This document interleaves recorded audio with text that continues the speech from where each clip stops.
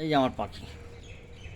হ্যাঁ, এই যে আমার পাখি দুটো আছে। এই পুরো খাঁচাতে ছিল, ভর্তি ছিল, সব শেষ হয়ে গেছে। এই দুটো যদি চলে যায় তারপরে আমি দেখি পাখি কি করা যায়। কালকে পাখি খাবার দিতে হবে। এই যে আমার ডগি, এ বদমাশি করতে এসছে এখানে।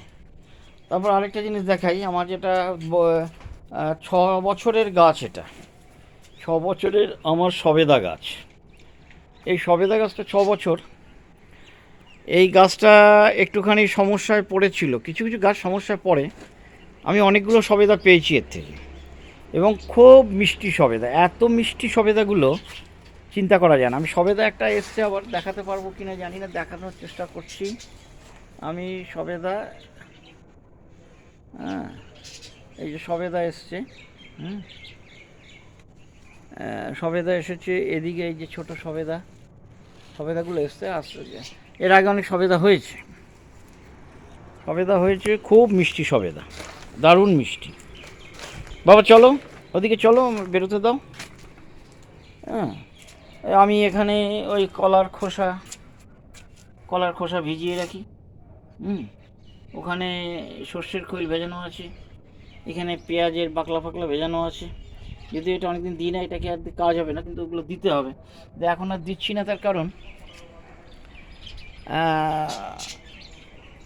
অসুবিধা আছে একটু, পরে এগুলো আর দুদিন যাক। আর আমি এই সারগুলো বানিয়ে রেখেছি, বস্তাগুলো দেখছেন, এই বস্তাটা আমি নিজে সার বানিয়েছি। প্রশ্ন হচ্ছে কীভাবে সার বানানো হয়েছে।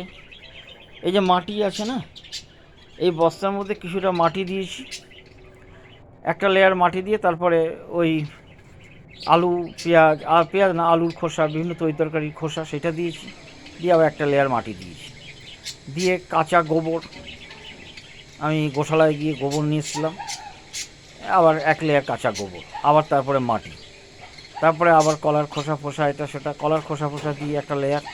আমার ডগি এই যে কলা খায়, এই যে দাঁড়িয়ে আছেন, ইনি কলা খান রেগুলার দুটো করে, তো আমার কলার খোসার অসুবিধা হয় না। কলার খোসার লেয়ার ভালো মতো দিয়ে আবার মাটি, এই করে করে বস্তা বন্দি করে রেখেছি। এগুলো রোদে ফেলে একটু শুকাতে হবে, শুকিয়ে বস্তা বন্দি করে অন্তত 6 মাস রেখে দিতে হবে। তাহলেই এটা কম্পোস্ট সাথে এই সার গাছের গোড়ায় দিলে, মানে এই যে এখানে আমার 1 বোড়া 2 বোড়া 3 বোড়া, এখানে একটা আছে, এটা ততটা হয়নি, 4 বস্তা মাটি আমি রেডি করে রেখেছি কম্পোস্ট সার, দারুণ কাজে দেবে। তো ঠিক আছে, মোটামুটি এই দেখালাম আমি আপাতত। বাবা ওদিকে চলো, আমি দূর থেকে দেখাচ্ছি আমার ওপরের ছাদ বাগানটা, আমি দূর থেকে দেখাচ্ছি। এই যে এটা হচ্ছে আমার উপরের ছাদ বাগান, আর এইটা যেটা দেখালাম এটা হচ্ছে নিচের ছাদ বাগান।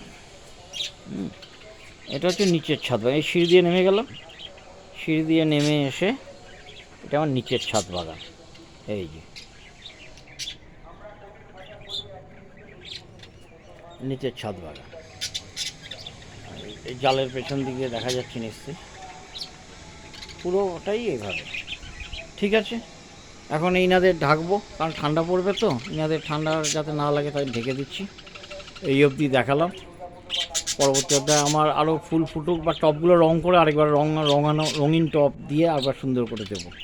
আপাতত দেখি না, ফুলগুলো তো ফুটেছে, এই দেখাবো করতে তো ফুলগুলো শুকিয়েই যাবে। তার জন্য আমি একবার দেখিলাম যে আমার ছাদ বাগানে কত পরিশ্রম করে আমার ফুলগুলো করতে হয়েছে।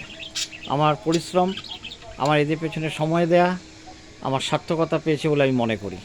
আশা করি আপনারাও সমর্থন করবেন, একটা লাইক কমেন্ট দিয়ে দেবেন, এটাই আশা করব। যদি ভালো লাগে সাবস্ক্রাইব করবেন আর লাইক কমেন্ট করবেন।